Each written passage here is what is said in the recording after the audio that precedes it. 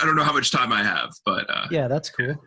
I just wanted to catch up and kind of clear the air a bit. It's been absolutely a wild week for you, I guess, and a couple of weeks. Yeah. And this is weird, like, because I just found that Space Cadet YouTube channel, and then I finally saw this this clip that you made of live of introducing me, and right, you're like waiting for me, and then you're showing me the clip of me there, and I'm like, damn, like I never saw any of this. And I was like, and then you're like, someone yelled at you right at the end, like, get off of the computer. And yeah, so like, holy, that's going to be an epic video for now and all times, because I happen to capture like kind of part of a very crazy moment in my life right there, kind of a little snippet of it. So congratulations, you're now married to that crazy moment in my life. But yeah, so I had sort of premiered this 5-minute pre-recorded video, and then we were sort of talking in the chat, and I guess you didn't get a notification that my live video had started, so you never kind of made it over. So I kind of went through that thing where I was trying to, one of the weird things when people are kind of trying to run live chats with other people, there's a whole lot of like, can you hear me? Can you connect? Like other people are just watching you try to connect. And when I was younger, I started in radio when I was like 17 or something, and there's this like no dead air, anything but dead air. People will tune away if there is dead air. Awkward. So right, when that moment happens where you're trying to like be the sort of Dick Van Dyke and Mary Poppins and connecting people and recording and talking to an audience at the same time, it's like you just feel those people leaving and no longer watching. So basically I just started playing the video that you had recorded as a response to mine. I think this sort of interaction happened when I responded to one of your forum posts with a video, and then you responded back with a video. And so I took that video of your response, and one of the things I kind of do sometimes is I play around with, I have an external video camera, so I have the one that's attached to my laptop, but then I've got one that I can sort of like, you know, and I kind of like that sort of lo-fi like video recording of a screen look just as an aesthetic, you know. I find that sort of interesting. So I like tend to experiment around with that, and so I put on some lo-fi beat, and I put your recording because I wanted to sort of introduce some of the stuff you were talking to my audience.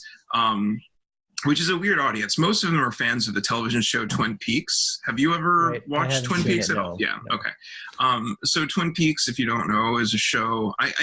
It's weird. I'm talking to you, but I'm also kind of like, if you're recording this, I assume you're going to show it to other people, right? Yeah, I know. So I'm also kind of giving the exposition. Cool. Yeah. It's like a conversation, but it's also not a conversation. Yeah. So the show Twin Peaks in the United States was this really groundbreaking show in the early 1990s on United States network television. And it was really fundamentally strange in that it had all of these weird esoteric themes. And if you're familiar with the show The X-Files, it's really the progenitor of the television show The X-Files. It was before X-Files? Yes. Oh. It literally, X-Files only exists because of Twin Peaks. Wow. Yeah. So, and X-Files was mainstream compared to Twin Peaks, weirdly enough, you know, comparatively speaking. But there's all of this sort of like really amazing, not just hidden meaning in kind of a traditional artistic, oh, there's meaning in this work sense, but there's like these literal like codes and little secret mysteries that have been hiding for like 30 years.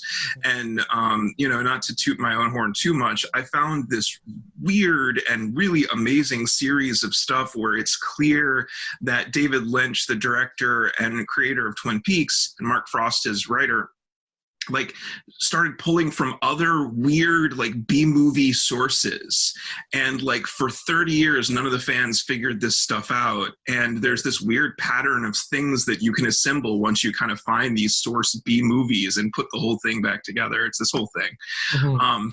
Anyway, so the show went off the air and then came back like 25 years later in 2017 on Showtime. And it was very, very different. And it wasn't at all what people were expecting. But again, I kind of found this like hidden code in it, if you will. And I think there's a very intentional, well, and you know, you obviously are into various esoteric subjects. How much of this is intentional, and how much is this sort of like profound communal synchronicity that we're sort of experiencing these days? It is, you know, who knows? But there's some parts of it that are so clearly intentional that it leads me to believe that it is a kind of magic. Like there is definitely like this intent to create this sort of magical work. And exploring this Twin Peaks thing over the last few years has really opened my eyes to this sort of other thing that's kind of hiding beneath the surface of all of this when it comes to magic and communication and storytelling, and you know, a lot of the topics that I think interest both of us. So does this all come back to the meta monomyth kind of thing? Yeah, it's all right. It's pointing towards that. Like I appreciate that pop culture, that a lot of artists, you can tell when they're trying to reach out, you know, they're reaching out, but they're kind of behind that production wall, and they you know, like you can only do so much, you know, and you just kind of give these symbols and signs out. Right. It's kind of little codes, if you will. Yeah. Tragic. Well, I don't know if it's tragic so much as that's actually the mechanism at play here. The one thing that I become more and more kind of convinced of is that, you know, people can only hear what they can hear. And there's this sort of like layered aspect to putting some of this communication or connectivity in one's creative work. And I honestly think, you know, with as much patterns as I've seen throughout all this stuff, this goes back throughout history. Like the whole point of this maybe is that there is a mechanism of communicating difficult or impossible to communicate things in an abstracted way through art.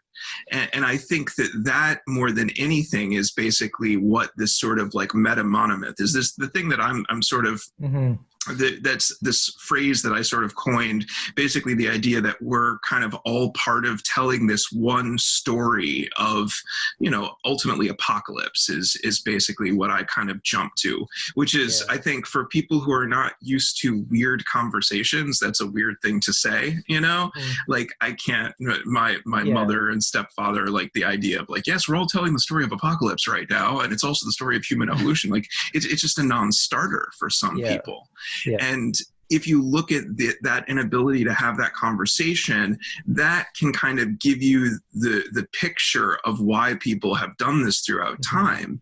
There's all of these sort of, I think, secret societies and various things that have developed for people who've seen these complex patterns, and then they, you know, relate them to some people, and it's like, oh my God, you're one of me. You see the same thing I do. And then you tell another person, and they just look at you with blank eyes like you're an absolute crazy person. Find the others. Right. And I think what's happening now, though, in this sort of algorithm-driven, community-based, you know, streaming kind of hive mind thing that we've created with the internet, is that we are essentially telling ourselves the story of ourselves in this very complex way through various stories. I think the easiest one to sort of see is the Marvel movies, maybe. I don't know if you saw recently, you know, Star Wars, I think is a big. No, but I know what you're getting at. And, and I can feel that epicness to some of those stories. Yeah, and the potential. Well, so like there's this idea that in a way these stories are as old as time themselves, right? They're talking about some of the most fundamental repeating patterns of everything, but also I sort of am insisting, but also there is something special going on right now.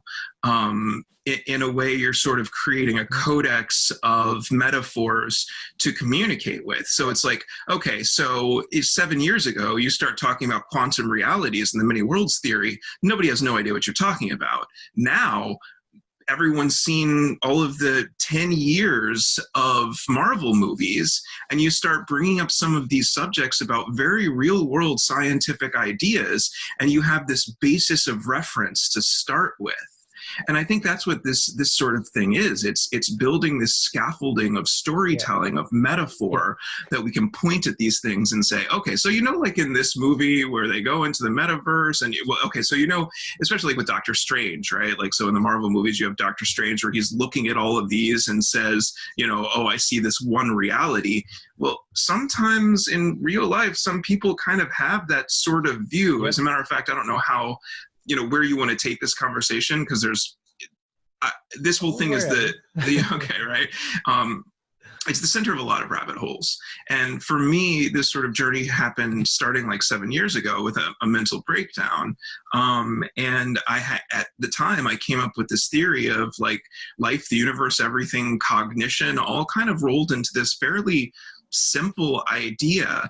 And then when I sort of saw this thing, everything kind of changed for me. And it was this moment of, Jung calls it a metanoia. The Christians call it being saved. It's this sudden like moment of radical worldview shift. And 5 years ago for me.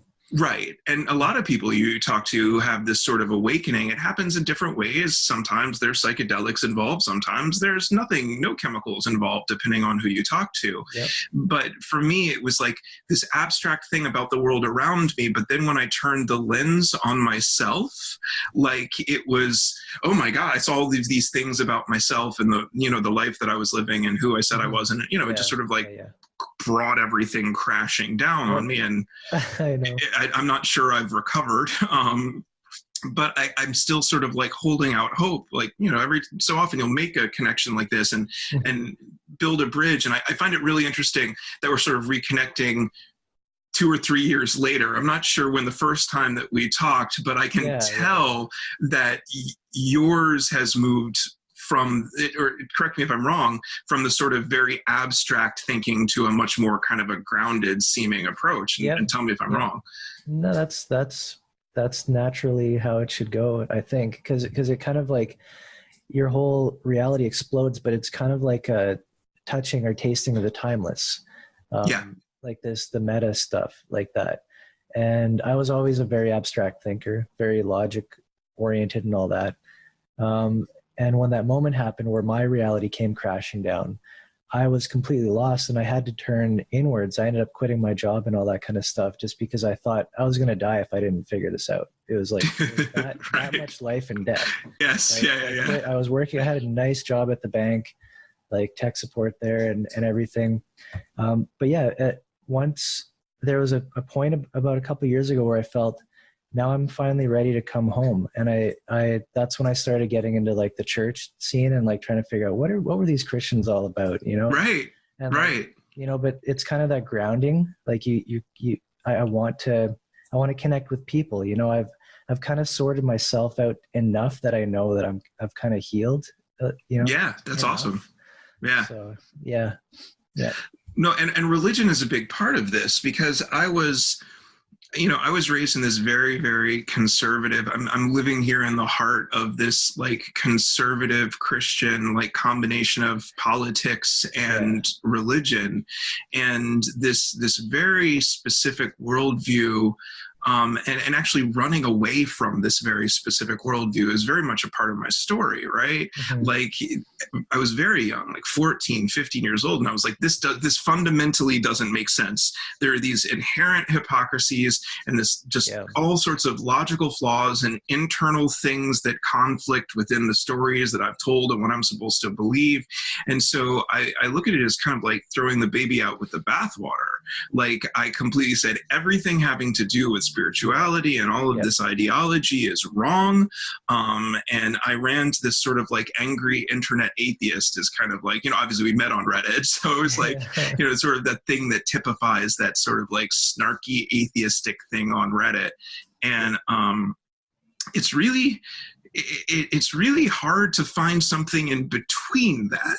And I still feel like this is kind of like maybe the thing that you and I are kind of like pioneers in a way still is like trying to find the ability to bridge those gaps, Yeah.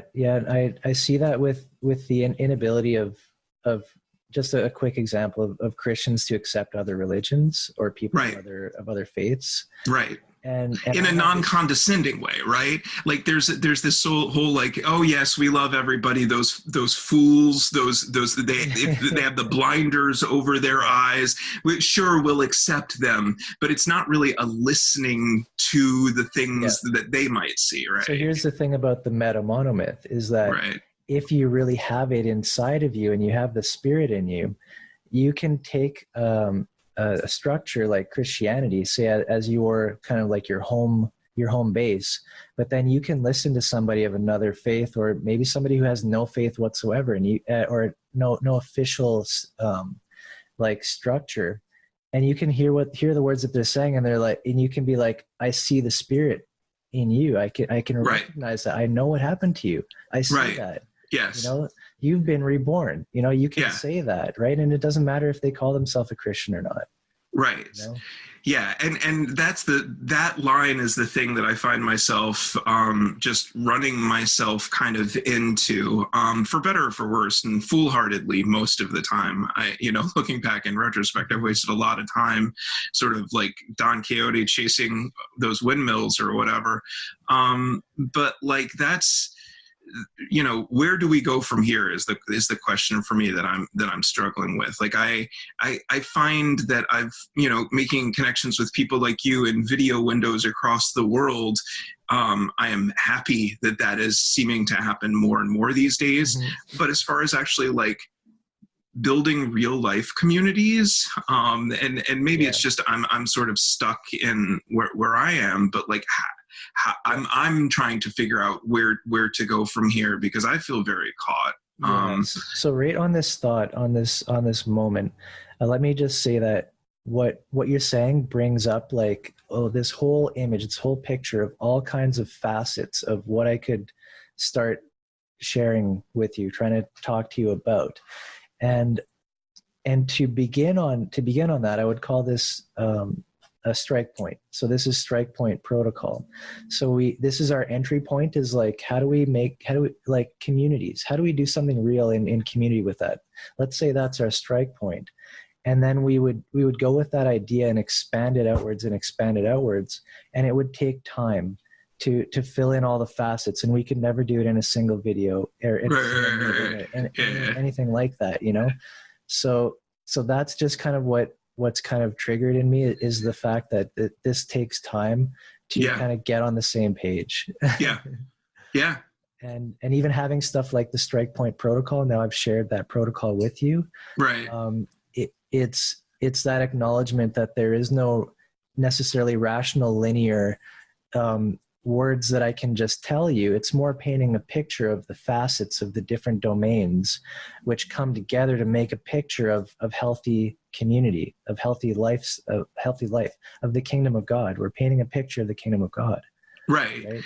Well, which is kind of like one of my sort of real world issues. Like I see the story of like apocalypse and this sort of like coming of this kingdom of God as something that is palpable to us, as something that we could create. And as a matter of fact, I think that's, if I'm reading this correctly, that's what we're supposed to be doing. And so many of these weird interactions seem to have these parallels and these sort of like mythological religious stories that it makes sense that this is the thing we're supposed to be doing. But my deal, kind of the whole space cadet deal and all of that, it goes back to a lot of like life in the media. I worked in advertising for 20 years. So the actual kind of meta understanding of this form of communication and how it's kind of like a pseudo communication, right? Like even as I'm having this communication, right, there's a little lens that I'm looking at here when I'm sort of like trying to like simulate in my brain making eye contact, and then there's your actual face, and in neither location is quite you, and it's not really a face-to-face thing. It's this sort of abstracted thing, and for better or for worse, this is the world we've created now. This is who we are as humans divided around the planet. And this is part of it too. I don't know that there's any actual solution other than, as you say, this is the strike point. Like, how do we create this web of humanity, this new thing in between these two worlds, Yeah, it's interesting that you bring up like the the kind of space that we're in, sitting here looking at, you know, chunks of electronics and whatever screens and that, but our images are projecting through. And when you sent that that video response on Reddit weeks ago, it kind of sparked me. I was like, yeah, you know, I used to do video stuff like this a while ago. So I was like, why don't I just respond in video? Because it's going to be easier to articulate. It's a much higher bandwidth of information flow, right? Right. And then you and then you were doing this live streaming stuff, and I'm like, there's something there. And yeah. There's something there, and I still have this feeling. And you just mentioned it in one of these other videos that I watched. There's something more when it's going out live. It can't be edited. You right. can't edit the reality of it. Correct. Right? Yeah. And then on top of that, if you can build a group of people who's actually contributing, you're creating that message, that reality communally at the same time. Yep. So you have one person sort of holding the live stream.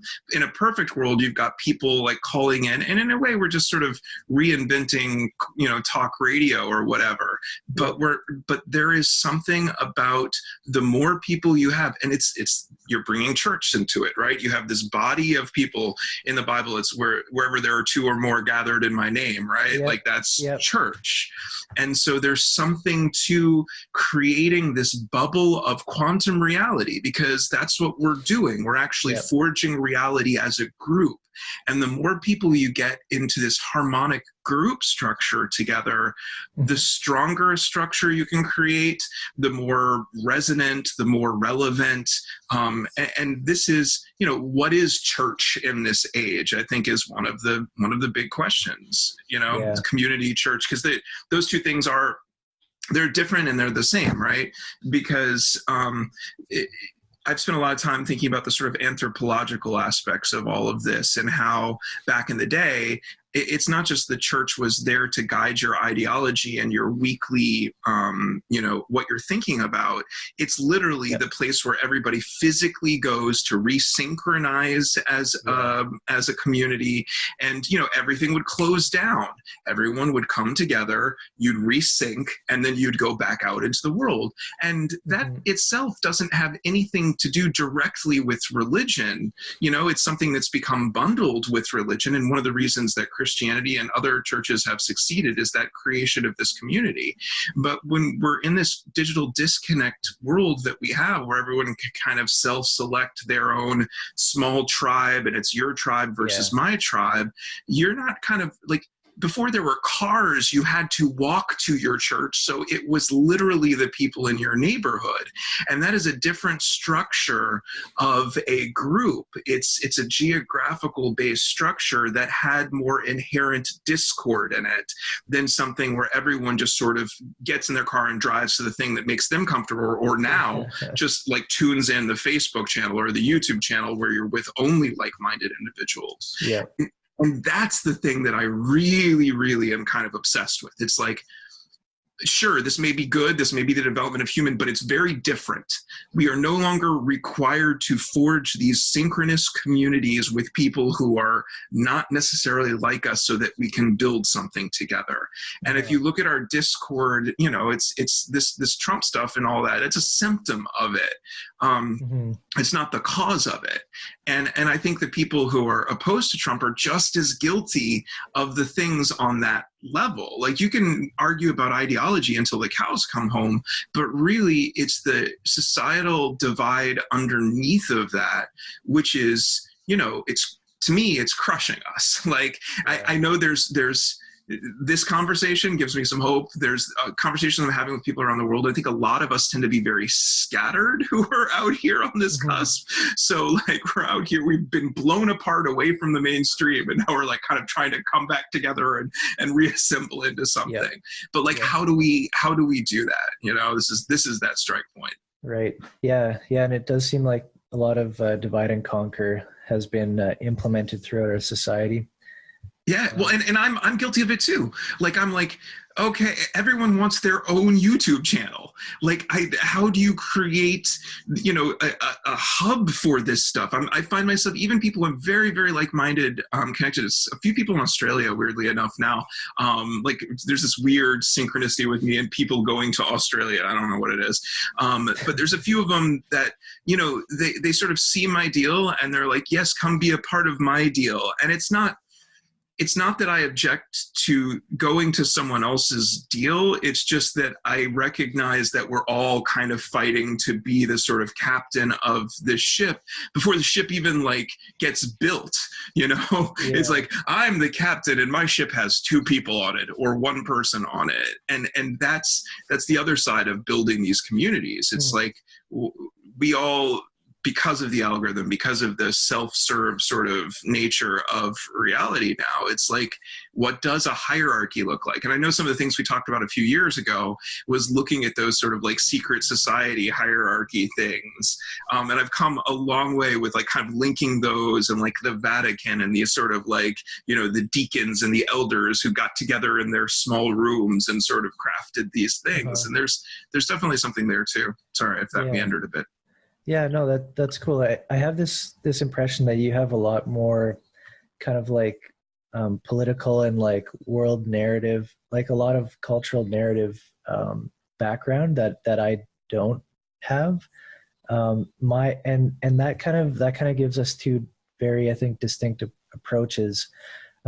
My approach has kind of been more to be like, when you look inside yourself, when you look in, you're going to find the same thing that everybody else finds. And that's kind of one thing that links us all together.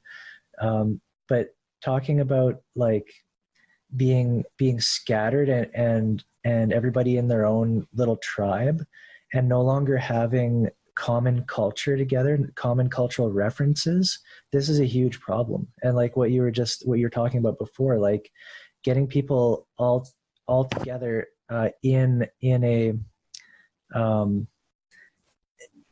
to have the similar experiences of stories, to have the similar stories to fall back on, to say like, this is like that, you start pulling. Well, and that's what the Christian Bible is. It's a book full of stories. Yeah. And so it's like, you remember the story of Joshua in the Old Testament. Well, this problem that is presented itself to our community, this bears a lot of striking resemblances to this particular parable. And that was the role of the preacher or priest, was to make those connections and retell the story, combining whatever was going on that's relevant in your community to this age-old myth that theoretically that you have taught yourselves and your children and your parents. You all know these stories. And so you can all look at this one story and go, it's like that story if you've got a good, preacher or priest or whatever. That decoder ring.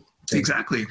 Yeah. I mean, and these stories are fundamental. That is the sort of like, what's the Joseph Campbell monomyth? And that's the idea that, Star Wars is almost this paint by numbers thing. I did this like whole hour-long Star Wars riff, which I think is, it talks about the sort of introduction of these Eastern religion ideas through Star Wars and the Force. And the weird thing for me is, even through these very conservative cultures who are very standoffish when it comes to other religions, they don't seem to be offended by Star Wars, because I think there's something very universal about the Force and the Holy Spirit. Like, they just see Star Wars and they're just like, oh, the Force is the Holy Spirit, and it's okay with them. Even though the Star Wars myth has a whole lot of Eastern religion to it, I would say certainly more than Christianity. I think there's just, but Christianity and Eastern religion themselves are constructs of something that's even more fundamentally mental to the, relationship of beings in this universe. Exactly. And so that to me is what this is sort of all about, is combining those things. For sure. Yeah, cool. Don't feel awkward about silence. If we can always shift gears or talk about other stuff or anything like that. I mean, it's nice to catch up. I'm glad that we finally are live for a little bit here. Well, not live, but it's a really nice progression from wherever we caught each other a couple of years ago. Like, it's like, you seem like you're your energy is very good these days, which is really nice to see. Not that it wasn't necessarily, but it's I was you know, through some dark places and that, but I'm not driven by fear anymore. I mean, and that stopped 5 years ago, really, but then it was like, this has to come out. I have to figure myself out, and then, you know, like the whole Messiah complex and all that. And I still struggle with that. It's like, my God, why can't you all around me see these things that I have seen? I have come back from the mountain. I am trying to relate them to you. Why can't you understand? And, you know, for me, I'm such at ground zero for America's like disconnect, and that's just geographically and, you know, generationally, my age, just who my family is and all that stuff. It's just like I can't remove myself from it. And that's probably something I am continuing to need to. Well, is it? I don't know. Well, I mean, that's maybe a blessing and a curse, as they say. Yeah, it's definitely a blessing and a curse. It's like, I feel like there is this room for this big aha moment, but I just like keep waiting for it to happen. And I don't understand why it's like, how far do we have to go down this particularly dark tunnel before we get to that light is really what I'm feeling. Sometimes I feel like something that drives me sometimes, or just like keeps me going, is realizing how blessed that I am and how unique my situation is, and the people that surround me in my life, and just how the things that I've seen, the things that I've studied, it's like everything has all come together. Like the type of thoughts that I have, I can just see this massive potential, and I want to reach out and grab it, you know? Yeah. It's there. And I think that just connecting with people, making like you're saying about reinventing broad talk radio or whatever, making this whole on of people who are together in this kind of a team, right? It's a whole on. You have parts. Each part has the whole in it, right? When you come together, you can each kind of take on different roles and support each other, and try to make something happen. Yeah. And what that something is, nobody knows. But if we can come together, if we can just do that, like that's step number one, kind of.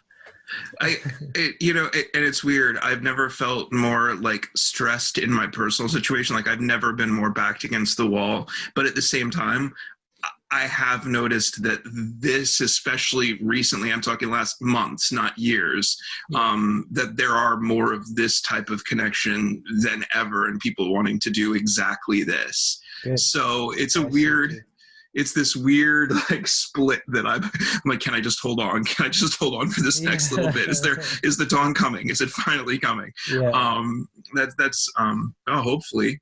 I'm so glad you actually reached out tonight, because today was pretty dark for me. I'll be perfectly honest. So the timing is excellent. So, good. Awesome. Thanks. Yeah, I was sick for the last few days. I still am a bit. I had to fix my car and stuff too. I've just been really busy, but I wanted to get some meetings in. I want to meet with people, you know? Yeah.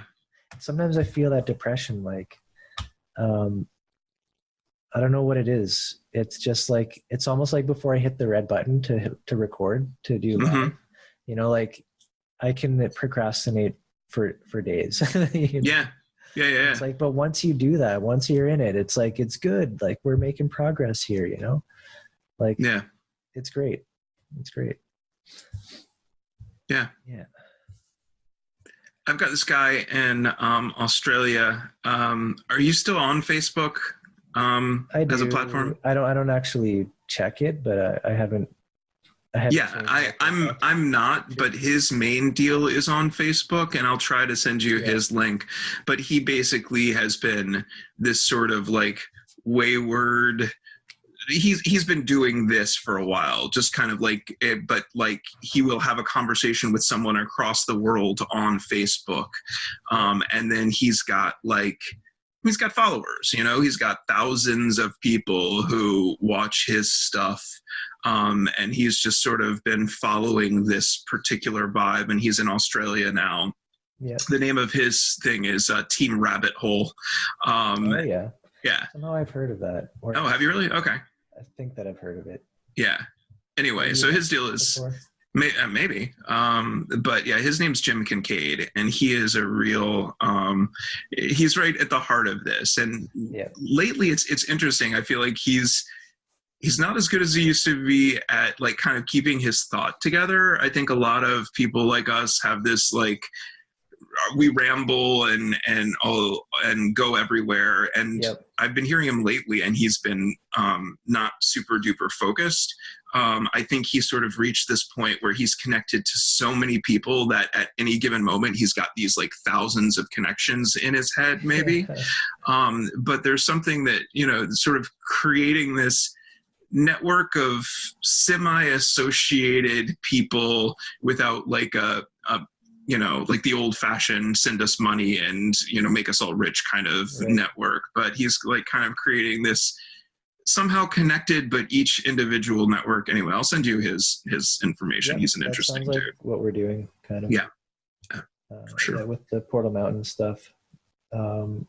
So tell me about, like, you know, Portal Mountain's your new, like you were working on kind of an almost like Magic the Gathering sort of like approach to these things a couple of years ago. Is Portal Mountain derived from that, or is it something that's a new sort of a thing? Yeah, so what we were doing something,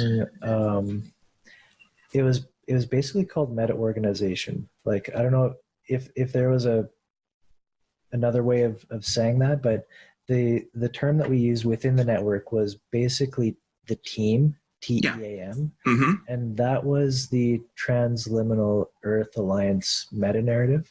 Right. But the thing is, that was technically Anders' meta org. So everybody who joins has to come with their own meta org. That's right. First protocol. Right. You need to name your own meta org. Right. You can't just be subordinate to somebody else's, right? And that kind of thing, when you hear that, you're like, oh yeah, that's the meta org. Like that's how. Right. So we kind of couple of years ago, we kind of diverged our paths a little bit. Like we kept in touch, but we both went on our own kind of research and development tangents, if you will. Right. And so Anders ended up, we just finally came back together, and our work is like it dovetails so well together, like what we've gone on and done. So what I've done with my buddy Zhenya is basically protocol research on how protocols work and the context for them, and basically how to implement them in a way that's isomorphic or that's coherent with the way that with the mechanics of perception. So like that there is a concrete, there's an abstract and a mimetic layer to the neural operating system, as we call it. So there's these different layers, and protocols are abstract. So protocols are like when you do a behavior and you figure something out, you have this story of figuring out how to do a behavior, and then you figure it out and you want to share it with somebody. So you can tell them with words in the abstract, if this happens, then do that. If this happens, then do that. Don't let this happen. Don't let that happen. So these are kind of the abstractions of that concrete that you experienced. And with those abstractions, you can help somebody else to have a coherent concrete. So in other words, to do that behavior correctly, or to bootstrap the process within them of doing that behavior properly. You're writing mental pseudocode. I guess. Yeah. It's just coming together really well now. Anders has a software developed right now, which is basically like a programmed environment of index cards. Different colors. So this is how we initially tried articulating protocols, is on cards like this. So he's taken that idea, put it into a software package that runs on a Pi computer, like Raspberry Pi or whatever. So you can, if you run one of these Pis, you can load up your database with protocols, with commitments, with programs, with represented on different cards, and you can have this whole environment of whatever areas of behavior that you're concerned with, of course, including the core. Everybody has to, and this is what we've researched, is the core. Like, what are the core protocols to get something like this running? And so you can have this database on your Pi, and they've just achieved replication to another Pi. So that's like a pretty big deal. Okay, they've just achieved replication. Like, what do you mean? Replication of the database. So if I'm doing a certain behavior and I record it into protocols, into cards within the system, I can then take that collection of cards and replicate it over to somebody else's database. Now that within their software interface, they will see these cards, and it will be a protocol set for taking care of managing constraints within a certain area of behavior. Okay. Yeah. It's all coming together. It's awesome that it is, and it's like, we researched so hard, and Andrew's, like, we've been so busy working, and his project just came to this fruition at the same time that we're ready to load the protocols into it. Okay. So it's like, yeah, it's really cool. So that's where we're at. Portal Mountain itself is we call it the hyperstition of the model. So it's the actualization of a system of meta-organizations, which each in themselves operate as an academy. So you within yourself and those around you are able to interact with each other in the context of increasing coherence. So in other words, we call it the journey of increasing coherence. So you have a guest, participant, member, master, grandmaster. So the membership, that's analogous to the spiritual rebirth thing, right? So just to give you the dimension on which this gradient lies, right. Membership is membership in the kingdom of God. Basically, it's when you can recognize it, you know that something big has changed. Your whole cosmos has shifted, and your perception of yourself within the world has changed. Mastery goes above that to be able to. That's the ability to share with others. So you've gone through that dark night and everything, and this is the hero's journey as well. And being able to bring something back and share it, and be able to share this. Right. So the Portal Mountain is a hyperstition of meta organizations which function as academies to share and create these environments of learning, of raising up the spirit in people.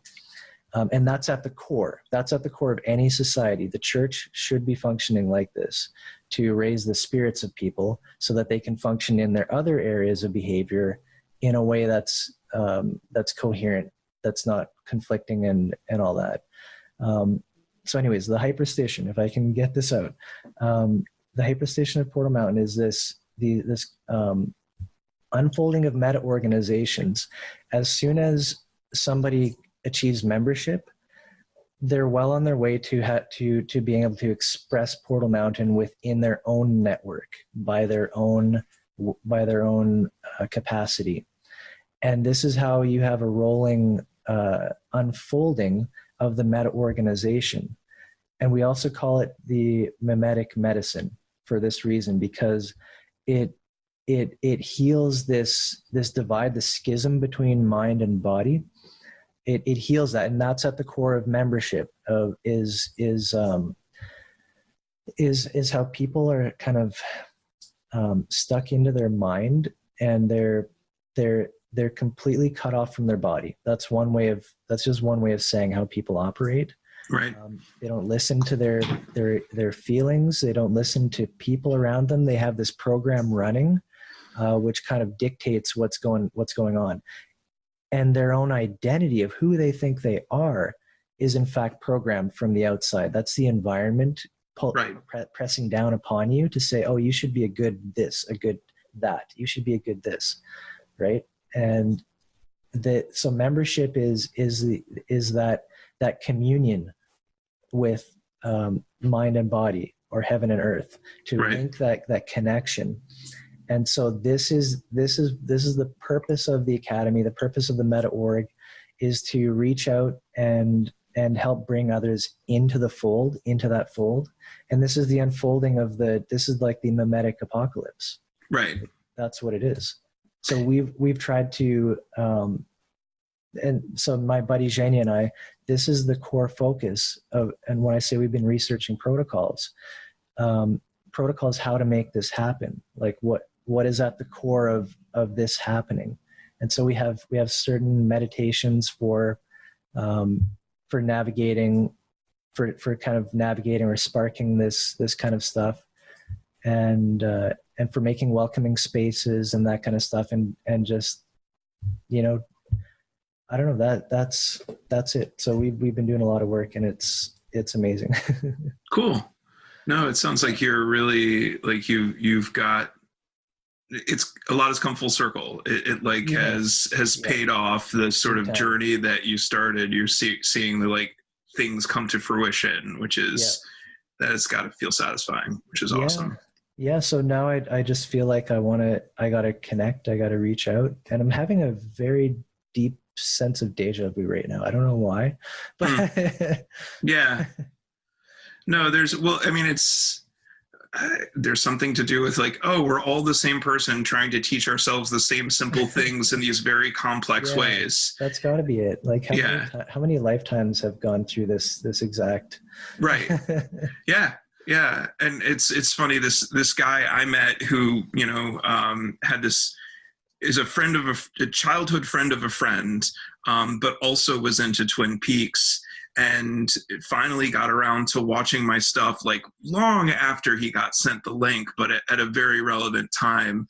And, like, when he saw it, he was like, oh my God, hello, other me. And he actually sent me yesterday this old Jim Henson, like, from the 1977, like, made for TV movie kind of a thing that he grew up with.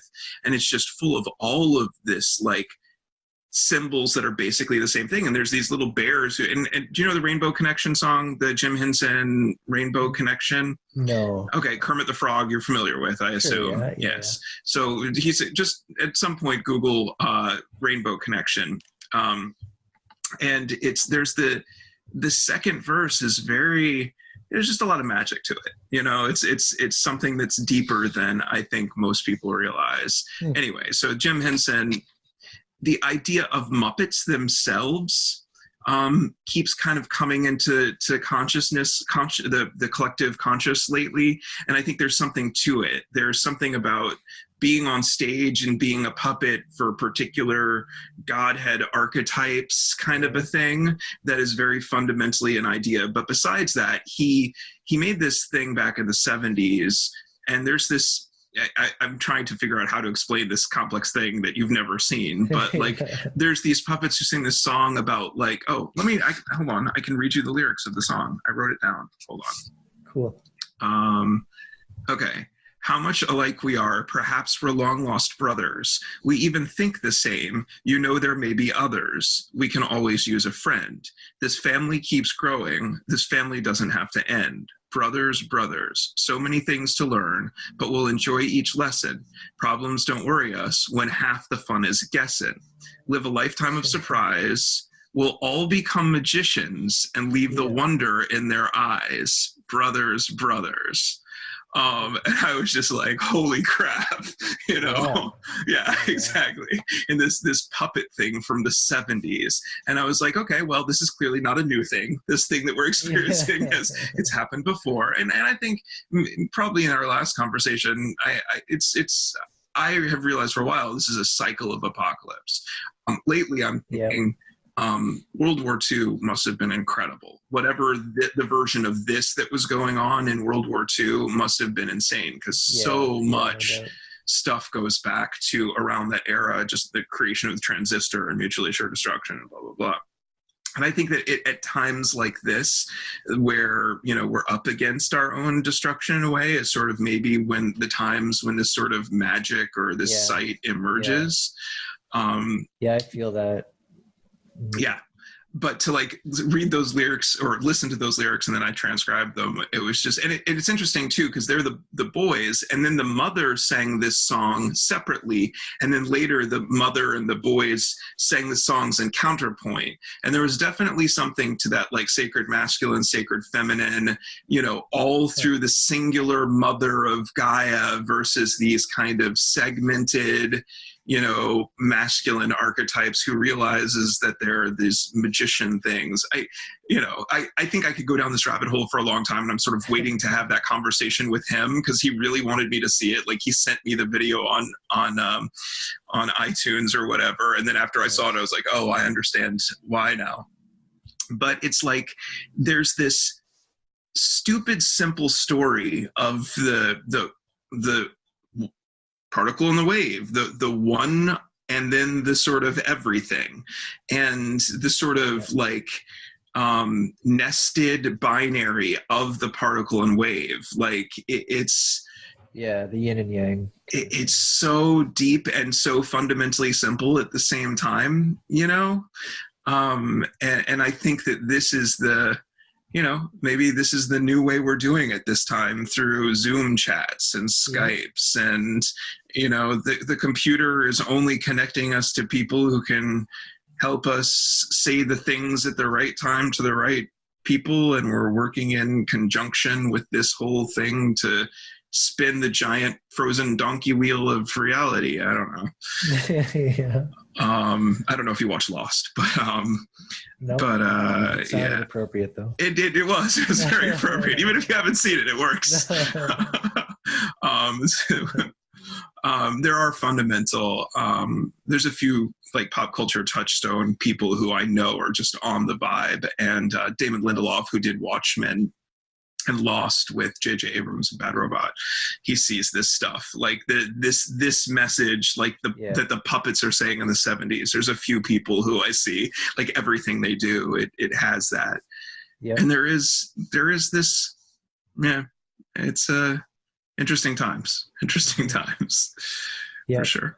Yeah, it's kind of challenging, I guess, that feeling like when you look at kind of the people in your real life, like around you, your networks, it's tough because you're seeing, like, you're not seeing the same people that you do on the internet, like going to Sorcery or the Spectacle or whatever, right? Or on Telegram, you know, these relationships that we've tried to cultivate with, like, very kind of special others, like other people, right? Right. And we see this thing, and then we get this battle plan and all these abstractions together, and it's like, okay, let's go. You know, you step out the apartment door, and it's like, look at these people. Like,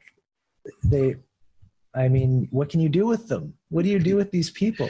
Yes, that is the question I'm asking myself right now. Like, I'm trying to get to a place where I can appreciate the possibility that they have their own version of this, right? Yeah. Like, I assume that at some point, especially like my parents had a very weird kind of culty religious background, and I think there was definitely, and this is around the time actually of the Jim Henson stuff in the late 70s. I think when you saw like psychedelics and weed in the late 60s and post-Vietnam, things happened a lot more slowly. But I think that by the time you're hitting the mid 70s and late 70s, there was this sort of like underground spiritual awakening that would then lead to the rise of like Southern evangelicals in the 80s on two fronts. One, when Southern evangelicals rose, there was really some magic there. I really do think that, you know, when it was the US versus USSR,